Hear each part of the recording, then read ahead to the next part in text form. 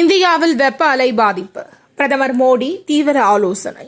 Chess உலகமே பிரக்ஞானந்தாவின் திறமையை பார்த்து வியக்கிறது. முதல்வர் மு க ஸ்டாலின் வாழ்த்து. ஜூன் 4ஆம் தேதி இந்தியா கூட்டணி ஆட்சி அமையும். விசிக தலைவர் திருமாவளவன் உறுதி. மோடி மீண்டும் பிரதமர் ஆவார் என முன்பே தெரியும். டிடிவி தினகரன் பேட்டி.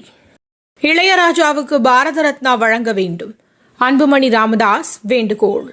உச்சநீதிமன்றம் வழங்கிய இடைக்கால ஜாமீன் நிறைவு.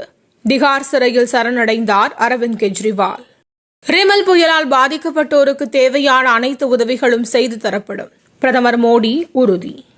இது மோடி ஊடக கருத்து கணிப்பு. தேர்தலுக்கு பிந்தைய கருத்து கணிப்பு குறித்து ராகுல் காந்தி கருத்து.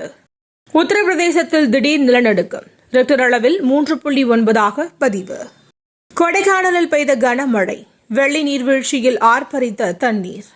நீலகிரி, கோவை உள்ளிட்ட 12 மாவட்டங்களில் இன்று மழைக்கு வாய்ப்பு. வானிலை மையம் தகவல்.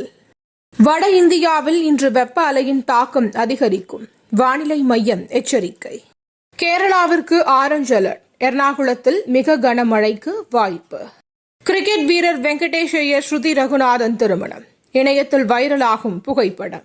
ஐசிசி ஒருநாள் கிரிக்கெட் 2023ஆம் ஆண்டின் சிறந்த வீரர் விருது வென்றார் விராட் கோலி. தினந்தோறும் காலை தலைப்புச் செய்திகளை உடனுக்குடன் தெரிந்து கொள்ள வணக்கம் இந்தியா நியூஸுடன் இணைந்திருங்கள்.